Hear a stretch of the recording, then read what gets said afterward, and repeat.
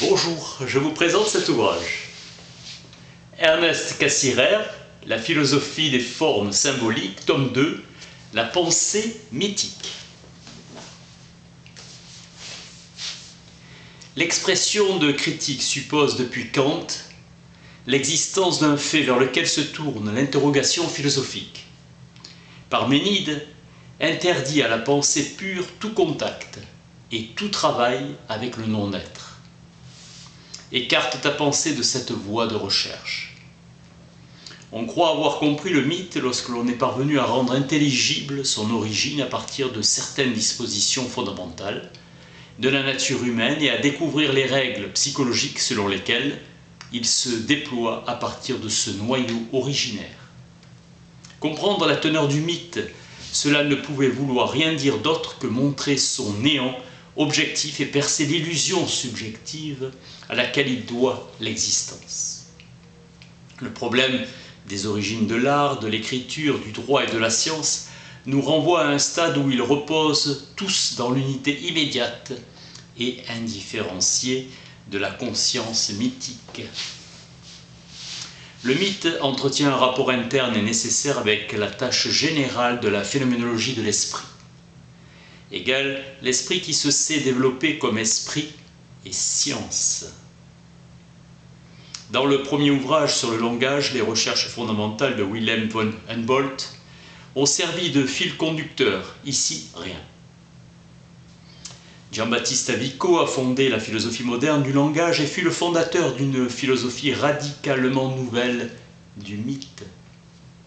L'unité de l'esprit se présente dans la triade du langage, de l'art et du mythe. Les dieux qui se sont succédés dans la mythologie ont réellement dominé tour à tour la conscience. La mythologie en tant qu'histoire des dieux est un produit de la vie, quelque chose de vécu, d'expérimenté, d'éprouvé. La vie pour Schelling n'est fondamentalement ni purement objective ni subjective, mais à la limite exacte des deux. L'homme originaire est un être qui pose Dieu par sa nature plutôt que par un acte, conscience qui pose Dieu selon sa vérité et son unité absolue. Voie qui permet de passer du relativement un à l'un absolu.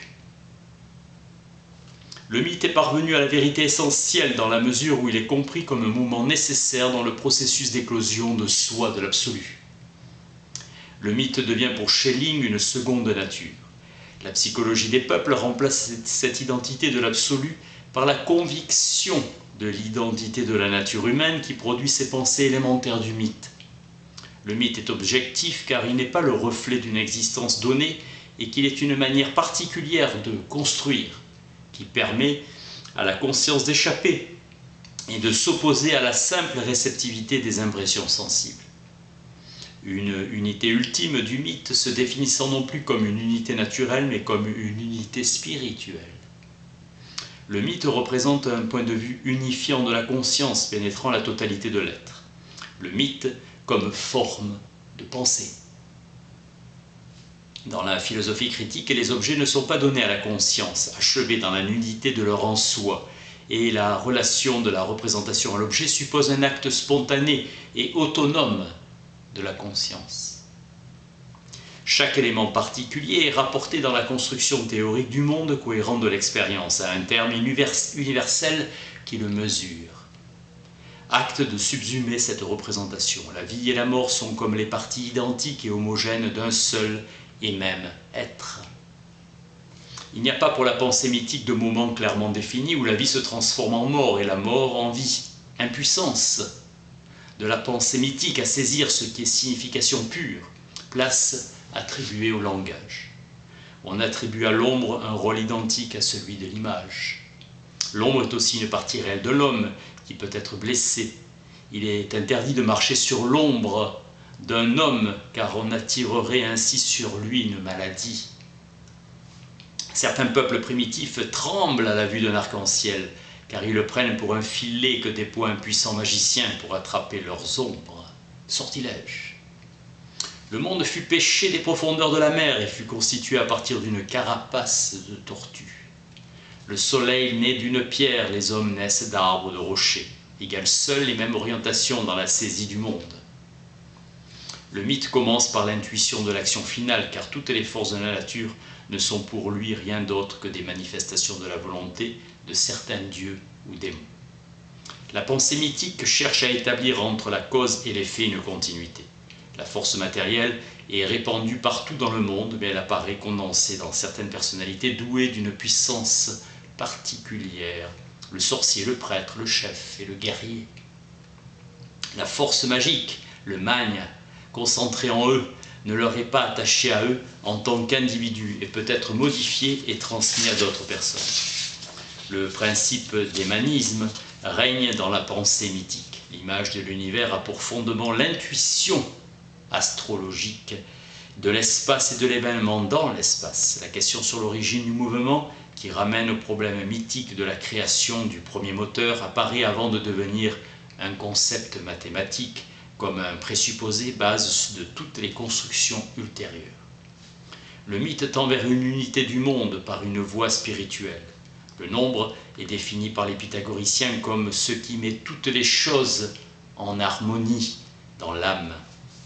Connaître signifie progresser de l'immédiateté de la sensation et de la perception à la médiation du fondement simplement pensé, c'est-à-dire décomposer l'existence indivise des impressions sensibles en couches de causes et de conséquences. L'universalité de l'intuition spatiale est devenue le véhicule de l'universalisme de la vision du monde.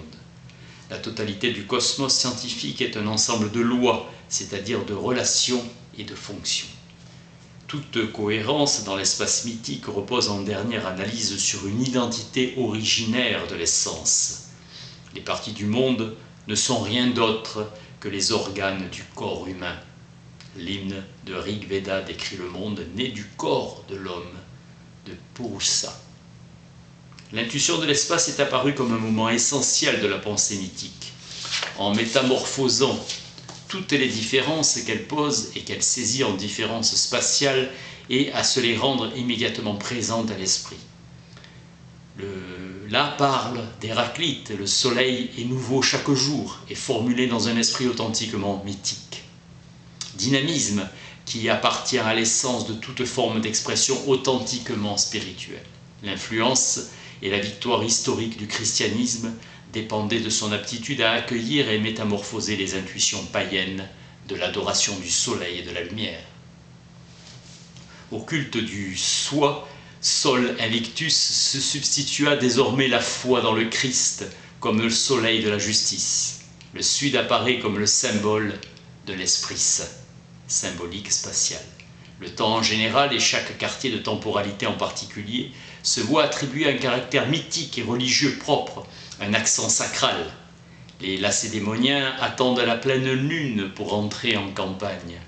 Les Maoris de Nouvelle-Zélande ont une légende mythique qui raconte comment Maui, leur ancêtre, avait un jour pris le soleil dans un piège et l'avait contraint, lui qui auparavant choisissait sa route dans le ciel sans règle fixe, à prendre un cours régulier, Weitzenjil. La religion assyro-babylonienne renvoie au domaine de l'animisme primitif. La religion chinoise s'enracine dans la conviction que toutes les normes de l'action humaine sont fondées dans la loi originaire du monde et du ciel et qu'on doit les lire à partir de cette loi. Ce que le ciel détermine, c'est la nature de l'homme. Suivre la nature humaine, c'est le Tao de l'homme. Cultiver ce Tao, c'est ce qu'on appelle l'éducation. Le devoir et la vertu suprême de l'homme ne sont rien d'autre que la connaissance et l'observance du chemin que le macrocosme fait suivre au microcosme. Selon un hymne de Rig Veda, c'est après le Rita que s'écoulent les fleuves et que se lève l'aurore. Elle suit exactement le chemin de l'ordre. Prajapati est à l'origine de chaque chose. Dans le Prométhée de Goethe, dès que le temps tout-puissant et le destin éternel entrent en ligne de compte, il détrône les dieux et même le Créateur suprême. Le Zeus d'Homère est soumis à la puissance impersonnelle de la Moira. Dans l'Avesta, le motif pur de la création. Ahura Mazda, le maître suprême, est vénéré. Il assiste le dieu de la lumière dans son combat contre les puissances des ténèbres et du mensonge. Zarathustra, le temps infini, Zurvan Akarana, principe suprême et ultime. Une véritable conscience du temps est désormais tout entière conscience du futur. Le temps devient futur, Hermann Cohen. Tout ce qui est présent disparaît devant ce point de vue de l'idée. Les prophètes sont les idéalistes de l'histoire, comme êtres du futur, Cohen. La conscience du temps dans la religion perse est placée sur le signe de cette idée religieuse du futur.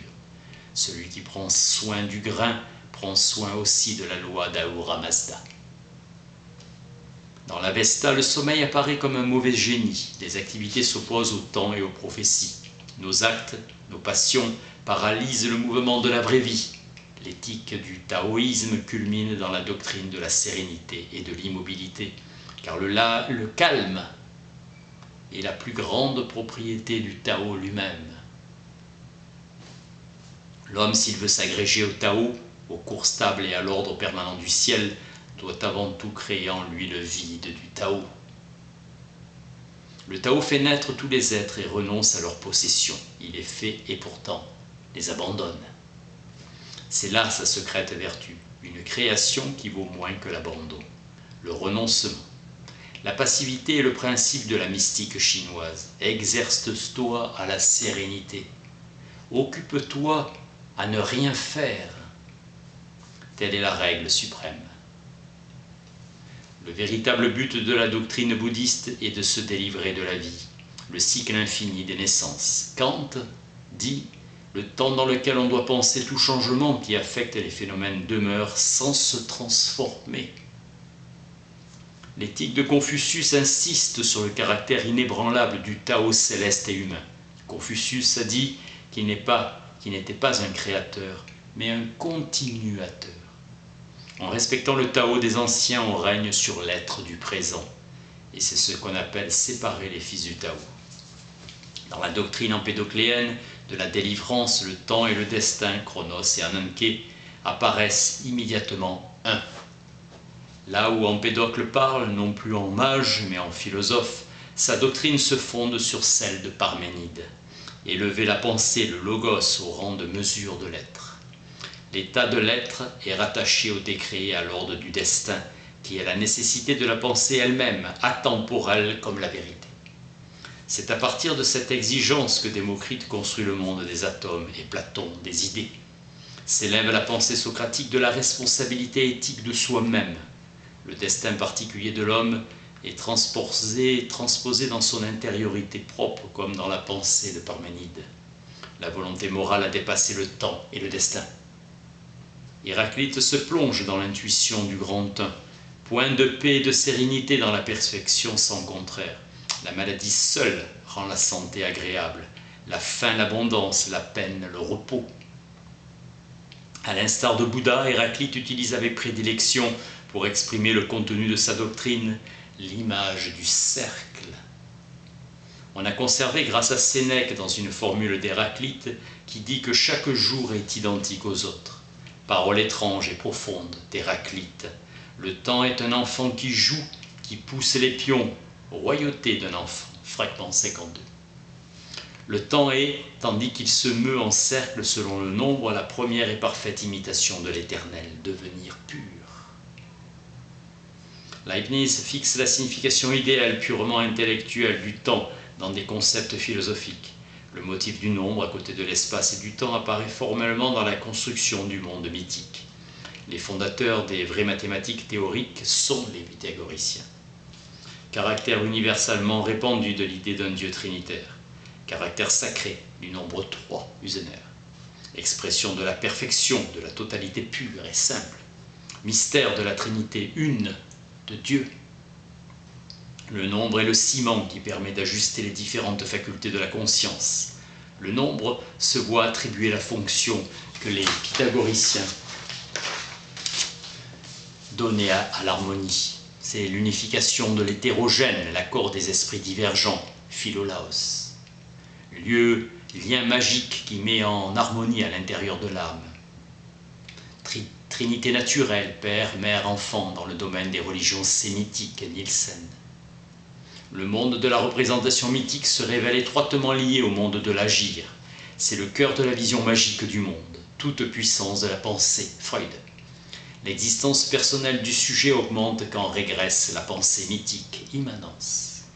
L'au-delà apparaît comme le duplicat d'ici-bas, lorsque le regard s'élève de la vie à la pratique morale, de la sphère biologique à la sphère éthique, l'unité du moi prend le pas sur la représentation matérielle de l'âme. L'hindou ou le romain relève l'âme de ses pères défunts. Le masdéen rend hommage à son propre Fravashi, ordre éternel de vérité descendant du monde de l'invisible, et à celui de tous les autres hommes morts, vivants et même à naître dans l'avenir. Chez les pythagoriciens, l'âme et nombre en harmonie. L'âme participe à l'idée de mesure de l'ordre éthique et logique. Le nombre devient maître de la totalité de l'être cosmique et de toutes les choses divines et démoniaques. L'œil daimonia se fonde sur la nouvelle forme de savoir qui est apparue avec Socrate.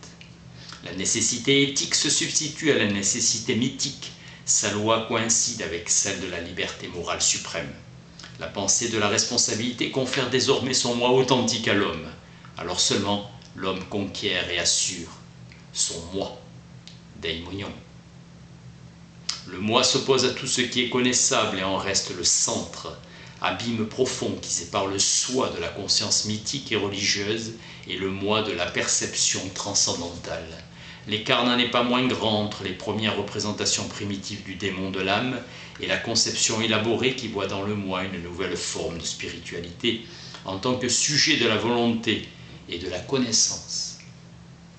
Dans la sphère du savoir pur, le connaissant du connu, la vie et l'existence de sa propre personne sont liés dans chacune de leurs manifestations et comme par des liens magiques invisibles à la vie du tout qui les comprend. Toute mutation de la conscience sociale s'exprime sous la forme et la figure des dieux. L'état des dieux est un reflet fidèle de l'organisation de la vie sociale. Les aborigènes australiens, dans leur pureté totémisme, sont persuadés que la fécondation de la femme est liée à certains lieux où habitent les esprits des ancêtres. Si la femme s'attarde dans ces lieux, l'esprit ancestral pénètre en elle pour renaître grâce à elle. Spencer et Gillen. Entre l'âme et le corps, il y a un rapport de nature magique. L'effet que l'animal exerce sur la nature et sur l'homme est toujours compris en ce sens magique et pareil du comportement de l'homme envers l'animal. L'homme forme avec les éléments une unité d'essence dont il subit directement l'influence et sur laquelle il exerce une influence directe. Le rythme est identique non seulement chez l'homme et l'animal, mais aussi chez l'homme et dans le monde végétal. L'idée que l'homme descend d'une certaine espèce végétale continue un thème général du mythe et des contes mythiques, de même que les métamorphoses entre les figures humaines et les figures végétales. L'image du Dieu qui meurt et qui ressuscite traverse la plupart des religions historiques et dans la représentation religieuse des primitifs. Dans le culte de Dionysos, c'est la forme du culte qui donne naissance à la légende de Dionysos Agreus, qui fut vaincu par les titans, mis en pièces et dévoré, de sorte que maintenant la divinité une se perd dans la multitude des figures de ce monde et dans la multitude des hommes. Car c'est des cendres des titans que Zeus anéantit de sa foudre que naît la race des hommes rodés. L'idée que la terre est la mère commune qui met au monde les enfants de l'homme et que les reprend après leur mort pour les prendre, pour les rendre de nouveau à la vie dans le cycle du devenir. Pour Durkheim, la religion serait un ensemble de simples illusions, un ramassis de fantasmes. Le totémisme n'est rien d'autre que la projection vers l'extérieur de certaines relations sociales internes. En Égypte, on vénère que le dieu Ptah, le grand dieu de tout premier commencement, le dieu originaire. Son attribut est le tour du potier sur lequel il a modelé en tant que dieu artisan la majesté des cieux et la figure de l'homme, Bruch et Hermann.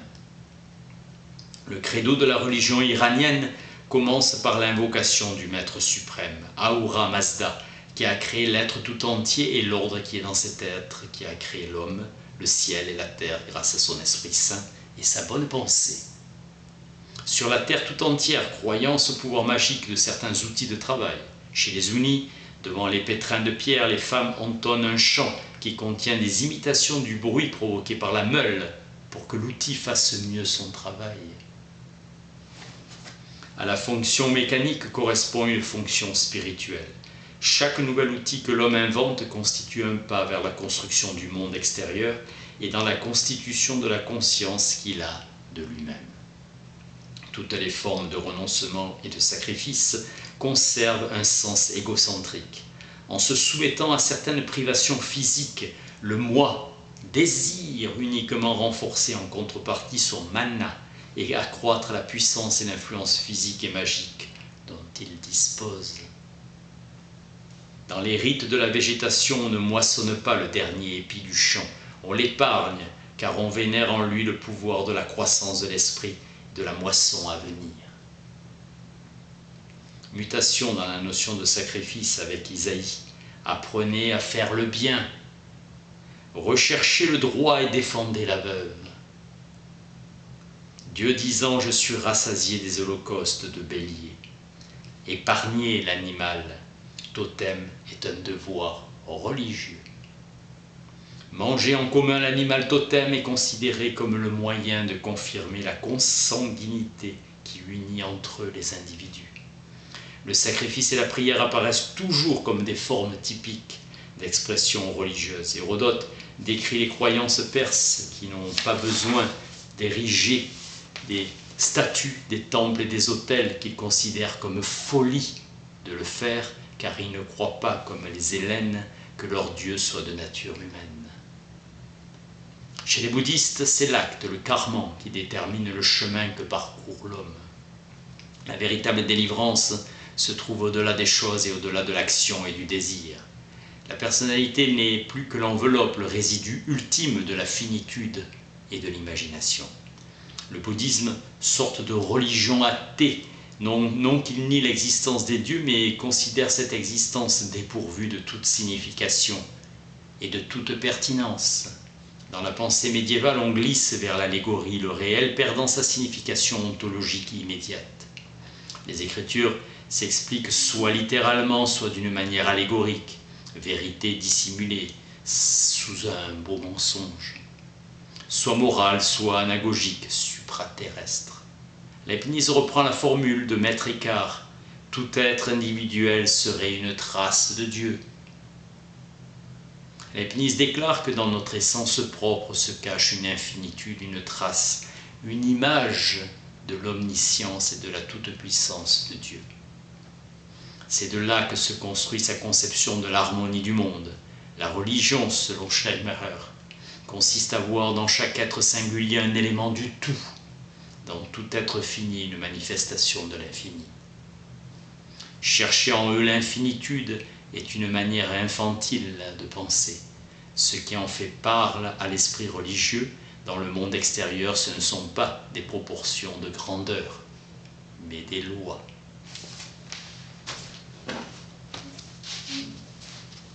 Ernest Cassirer, La philosophie des formes symboliques, tome 2, La pensée mythique. Merci.